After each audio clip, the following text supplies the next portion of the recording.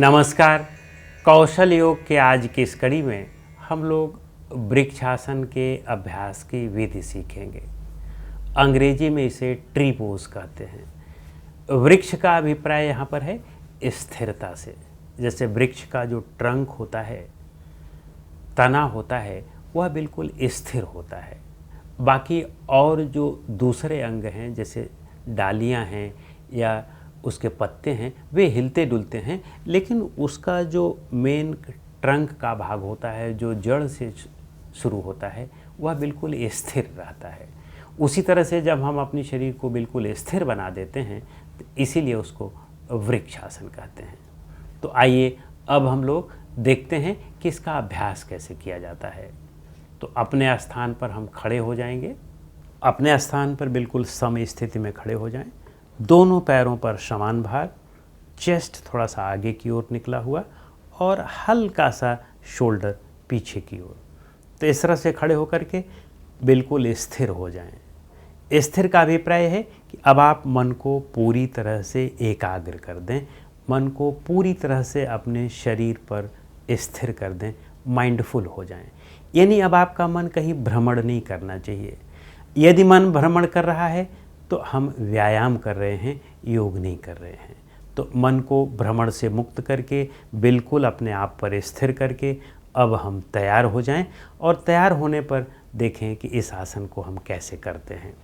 इसमें दो वेरिएशन हैं। जो सबसे पहली चीज़ है, अपने एक पैर को घुटने से मोड़ करके इस पैर का एड़ी पेरिनियम यानी जेनाइटल के नीचे लगा लें और इस पैर के शोल को दूसरे पैर की जांघ से बिल्कुल सटा दें। इस तरह से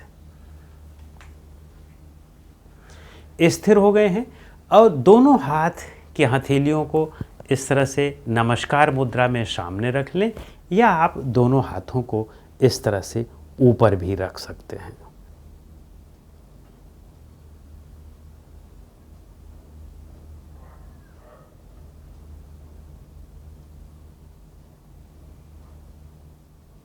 और अब हम धीरे धीरे वापस पूर्व स्थिति में आ जाएंगे। यही क्रिया अब हम दूसरे पैर के साथ करेंगे। ध्यान रखें कि पैर की एड़ी व पेरिनियम यानी जेनाइटल के नीचे हो और इस पैर का जो पैर हमने मोड़ा हुआ है, इसका तलवा दूसरे पैर की जांघ से बिल्कुल सटा हो।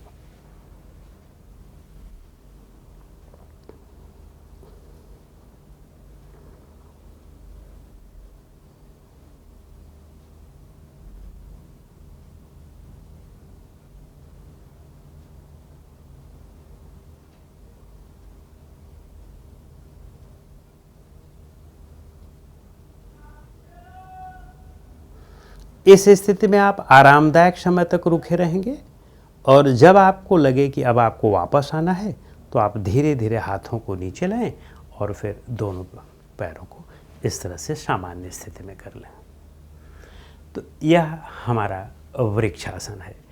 कहीं कहीं पर, या आप यूँ कहें कि इसका जो एडवांस्ड रूप है हल्का सा, उसमें आप एक पैर को मोड़ते हैं और मोड़ करके दूसरे पैर की जांघ पर सामने की ओर रखते हैं, दोनों हाथों को ऊपर रखते हैं और फिर अपनी घुटने को हल्का सा इस तरह से मोड़ते हैं।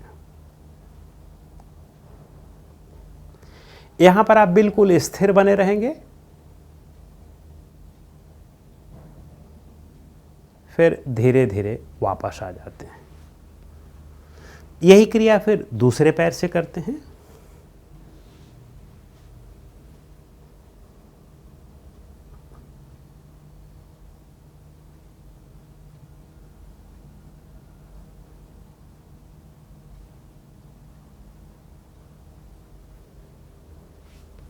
वापस आ जाते हैं।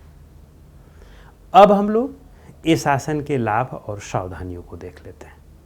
आइए अब हम लोग देखते हैं कि वृक्षासन का लाभ क्या है। वृक्षासन में जैसा कि हम लोगों ने पहले देखा कि इस आसन में हमें स्थिर होकर के खड़े होना है।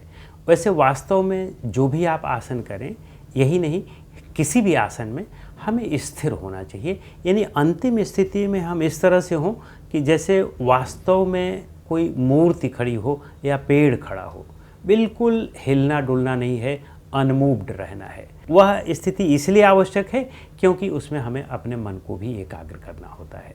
तो मन की एकाग्रता ही हमारे योग का क्रीम है या मूलभूत लक्ष्य है। तो मन को एकाग्र रखना है और शरीर को स्थिर करना है। अब हम एक पैर पर स्थिर कर रहे हैं तो स्वाभाविक सी बात है कि एक पैर पर पूरे शरीर का वजन पड़ रहा है। तो आपको एक पैर पर शरीर का वजन पड़ने से आपका वह पैर बहुत सशक्त और मजबूत हो जाता है। तो उस पैर की जो भी मांसपेशियां हैं वे अच्छी तरह से खींचती हैं। जैसे सबसे पहले कॉफ मसल को देख लेते हैं, जो पैर का निचला वाला पार्ट है। निचले वाले पार्ट पर जितनी भी मसल्स हैं वे खींच रही हैं। कोई भी इसमें जितनी भी मसल्स हैं, चाहे वे साइड की हों, बीच की हों, वे सब खींचती हैं। ट्राइसेप्स शूरी मसल बहुत अच्छी तरह से खींचती है और उसके खींचने से स्वाभाविक सी बात है कि वह अंग मजबूत होता है और आप कितनी भी देर खड़े रहें आपको किसी भी तरह की समस्या नहीं हो सकती है। वेरिकोज वेन्स यहाँ पर ज़्यादा होने की संभावना रहती है और वह वेरिकोज वेन्स की शिकायत नहीं हो सकती है। फिर इसके बाद इसका प्रभाव घुटने पर पड़ता है। एक वेरिएशन में हम घुटना मोड़ करके करते हैं तो घुटने पर बहुत अच्छा प्रेशर आता है। घुटने पर अच्छा प्रेशर आने से स्वाभाविक सी बात है कि घुटना मजबूत हो जाता है, वहाँ की पटेला बोन मजबूत हो जाती हैं, वहाँ की कार्टिलेज मजबूत हो जाती हैं और उनमें जो भी फ्लूइड निकलता है वह फ्लूइड बहुत संतुलित मात्रा में निकलने लगता है और आप यूँ कहें कि संतुलित मात्रा में निकाल करके फ्लूइड वह उस भाग को सशक्त और मजबूत कर देता है। फिर इसके बाद यह जांघों को प्रभावित करता है। जांघ की जितनी भी मसल्स हैं वे भी मजबूत हो जाती हैं। जांघों में क्वाड्रिसेप्स मसल्स है, सेरिटोरियस मसल्स है, हैमस्ट्रिंग मसल्स है और इतने नहीं, जांघ के साथ जो ग्लूटस मसल्स को जोड़ता है, जांघों को और ग्लूटस मसल्स को, बटक की मसल्स को जोड़ता है, उसको पेक्टिनियस मसल कहते हैं। पेक्टिनियस मसल्स पर भी खिंचाव पड़ता है और उसी के साथ साथ हमारे बटक की मसल्स पर भी खिंचाव पड़ता है, यानी कि जो हमारे हिप्स की मसल्स हैं उस पर भी खिंचाव पड़ता है। वहाँ पर जो भी ग्लूटस मसल्स है वो खींचती है तो वह हमारे बैक को प्रभावित करती है। तो इस तरह से एक दूसरे से सब मसल्स जुड़ी हुई हैं। तो आप एक पैर पर खड़े होते हैं तो उसका प्रभाव पूरे शरीर पर पड़ता है, लेकिन मूल रूप से कमर और एब्डोमेन तक तो आता ही आता है। और अगर आपका कमर और एब्डोमेन मजबूत हो गया पैर के साथ तो आपके सारे अंग अपने आप मजबूत हैं, क्योंकि पैर जितना जिसका मजबूत है उसके सारे अंग अपने आप उतने मजबूत हैं। तो यह हमारे पैरों को बहुत अच्छी तरह से सशक्त और मजबूत करता है, शक्ति देता है, दृढ़ता देता है। योग का मतलब क्या है? योग का मतलब है कि आप किसी भी स्थिति में पूरी तरह से बैलेंस भी रख सकते हैं और उसमें आप पूरी तरह से उसके एक्सट्रीमिटी में भी जा सकते हैं। एक्सट्रीमिटी में रहते हुए भी आप बैलेंस रख सकते हैं। जैसे कभी आपको ज़रूरत पड़ी कि आपको 50 किलोमीटर पैदल जाना है तो उस स्थिति में आपके पैर जवाब ना दें, आप कर सकें। कभी आपको ये है कि आपको 2-4 दिन, 10 दिन, 15 दिन के लिए कहीं चलना ही नहीं है, तो उस स्थिति में आपके पैर कमज़ोर ना हो।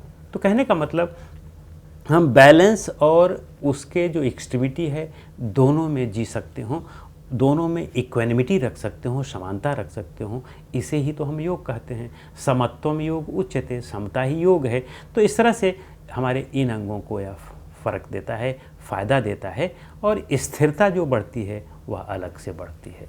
तो इस तरह से इस आसन के लाभ पर हमने चर्चा किया। आइए अब हम लोग इसकी सीमाओं को देख लेते हैं। इसकी कोई विशेष सीमाएं नहीं हैं। इसमें हम उतनी देर तक रहें जितनी देर तक हम स्थिर रह सकते हों, बहुत ज़बरदस्ती ना करें और प्रारंभिक स्थिति में तो बेहतर है कि हम दीवार आदि की सहायता के साथ करें। लेकिन जिनके घुटने में दिक्कत हो, जिनके घुटने में ऑपरेशन हुआ हो या जिनके घुटने में जो कार्टिलेज है वह घिस गई हो, जिनके घुटने में अब फ्लूइड जो निकलता है वह कम निकल रहा हो, तो उस स्थिति में पहले इस आसन का अभ्यास नहीं करना चाहिए। फ्लूइड न निकलने की स्थिति में तो इस आसन का अभ्यास थोड़ा बहुत किया भी जा सकता है, लेकिन अगर घुटनों में गैप हो गया है, कार्टिलेज में घिस गई हैं, तब इसका अभ्यास ना करें, अन्यथा यह नुकसान पहुंचा सकता है। तो इस तरह से इस आसन के विषय में इतना ही। अगले आसन के लिए हम लोग अगली कड़ी में मिलेंगे। नमस्कार।